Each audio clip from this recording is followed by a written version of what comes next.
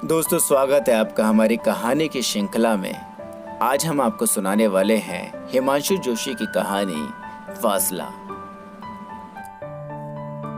माथे पर रूखे घुंघराले बाल बिखरे हैं, काली काली झाइयों से घिरी आंखों में अजीब सी रिक्तता है। पुतलियों का गहरा नीला रंग मटमैला लग रहा है कच्चा रंग, जैसे अभी अभी धुल पुछ गया हो। पहाड़ से कब आए? मैंने फॉर्मेलिटी के लिए क्वेश्चन पूछा। अरसा हो गया है। उसके सूखे होठों पर पपड़ी जमी है।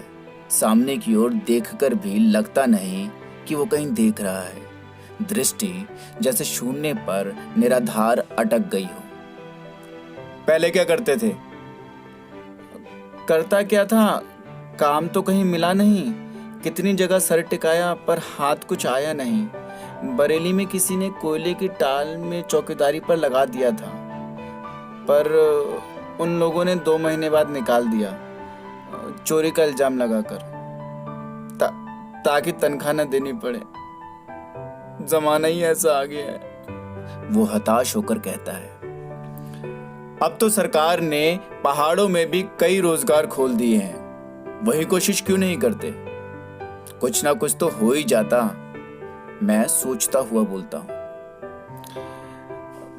कहीं कहीं खोले हैं दिखावे के लिए, पर वहां भी उन्हीं की चलती है जिनकी थोड़ी जान पहचान हो। फिर मुझे कोई क्यों काम देने लगा?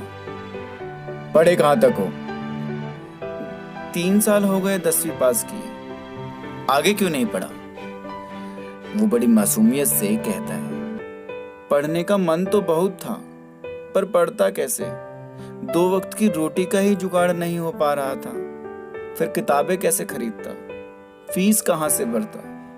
उसके साथ एक और मुसीबत थी। घर में मैं ही था जो कमा सकता था। मैं पढ़ने चला जाता तो घर का क्या होता, औरों का क्या होता? कौन कौन है घर में? पिताजी के गुजरे 7-8 साल हो गए हैं। भाई बहन छोटे छोटे हैं और माँ बीमार रहती है। और पिछले साल एक मेरी बड़ी बहन थी, उन्होंने नदी में कूदकर आत्महत्या कर ली। क्यों किया आत्महत्या? मैं अचरज से चौंक कर पूछता हूँ। उसके ससुराल वाले कसाई निकले, बिन बात के उसे तंग करते थे, मारते पीटते थे। दिन भर काम कराने के बाद भी भरपेट खाना नहीं देते थे। तुम लोगों ने ऐसा ना करने के लिए कभी कहा नहीं? पिताजी तो रहे नहीं, अब हम छोटे छोटे, हमारी सुनता ही कौन? उन्हें किसी का डर होता तो ऐसे जानवरों जैसे व्यवहार करते। वातावरण तनिक बोझिल सा होने लगा। असहाय मेरी निगाहें उसके धूल से सने खुरदुरे पांव पर अटक जाती है। भूरे रंग की टूटी हवाई चप्पल जगह जगह से सिली हुई है। आगे का टुकड़ा टूटकर अलग होने को तैयार है। दिल्ली में कब से हो? इस चैत के महीने में 2 साल हो जाएंगे। रहते कहाँ हो? यहीं पास ही नेताजी नगर में। एक दूर के रिश्ते के मामा हैं BSF में, उनके बरामदे में सिर छिपा लेता हूँ। बच्चे उनके पहाड़ों में ही रहते हैं, इसलिए चौक बर्तन का काम कर देता हूँ। इसके बदले में 2 वक्त की रोटियां मिल जाती हैं। लगता है वे भी मुझसे तंग आ गए हैं। परसों कहते थे घर से भतीजा आने वाला है, इसलिए कहीं अपना बंदोबस्त कर लो। नौकरी के लिए कहीं कोशिश तो की ही होगी। कोशिश करते करते थक गया हूँ। सचमुच वो रोने को आता है। कभी कभी तो मन करता है कि रेल के इंजन में सड़ दे दूं, पर जैसे ही घर का ख्याल आता है कांप उठता हूं। मुझ पर ही तो सारी उम्मीदें लगा रखी हैं। मुझे कुछ हो गया तो वे सब क्या करेंगे? उसकी बुझी बुझी निस्तेज आंखों के कोर भीग जाते हैं। मैं अपनी पत्नी से चाय के लिए कहता हूँ, साथ में कुछ खाने के लिए भी। चिड़िया की तरह वो प्लेट में से चुपचाप दाल मोठ और तली हुई नमकीन मूंगफली के दाने बीनने लगता है। सिर झुकाए, निगाहें नीचे किए, उसके रूखे हाथ की सूखी पतली उंगलियां कांप सी रही है। बड़ी उम्मीद से आया हूँ आपके पास। आपके अलावा हमारी तरफ का और है भी कौन? माथा ऊपर उठाकर वो मेरी ओर देखता है। मैं उसे तरह तरह के आश्वासन देता हूँ कि कहीं कुछ बन सका तो अवश्य करूँगा। वो कभी कभी आता जाता रहे, उसकी निगाह में कोई जगह हो तो मुझे सूचित करे। मैं अपनी ओर से भरसक प्रयत्न करूँगा। इसके कुछ ही दिन बाद सुबह सुबह कोई दरवाज़ा खटखटाता है। द्वार खोलकर देखता हूँ तो उसका बीएसएफ में काम करने वाला रिश्तेदार सामने खड़ा है और कह रहा है, भाई साहब, सदानंद का रिंग रोड के चौराहे पर एक्सीडेंट हो गया। सफदरजंग अस्पताल में अभी अभी ऑपरेशन होना है। आप चल सके तो थोड़ा धीरज रहेगा। आपकी कुछ जान पहचान तो होगी ही। सुबह का अखबार परे पटक कर झटपट कपड़े संभालता हुआ मैं वैसे ही बदहवास सा बाहर निकल पड़ता हूँ। उसकी हालत सचमुच बहुत नाजुक लगती है। चेहरा एकदम सफेद, ठंडा, सारे शरीर पर पट्टियां।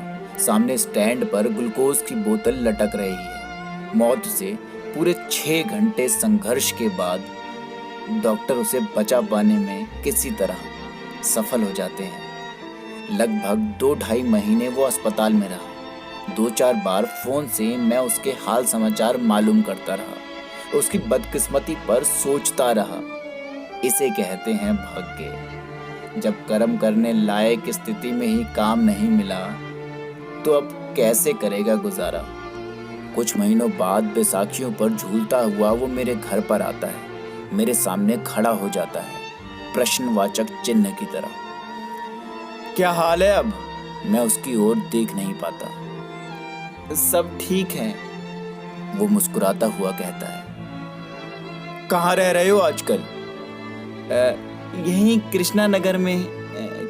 कहता कहता चुप सा हो जाता है।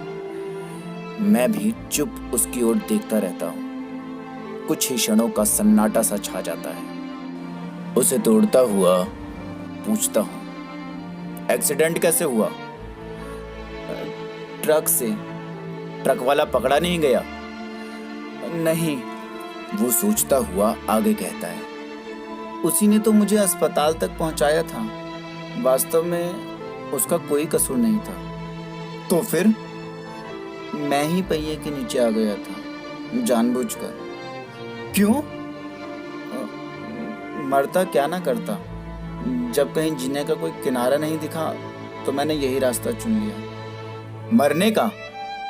जी नहीं, जीने का, वो बोला।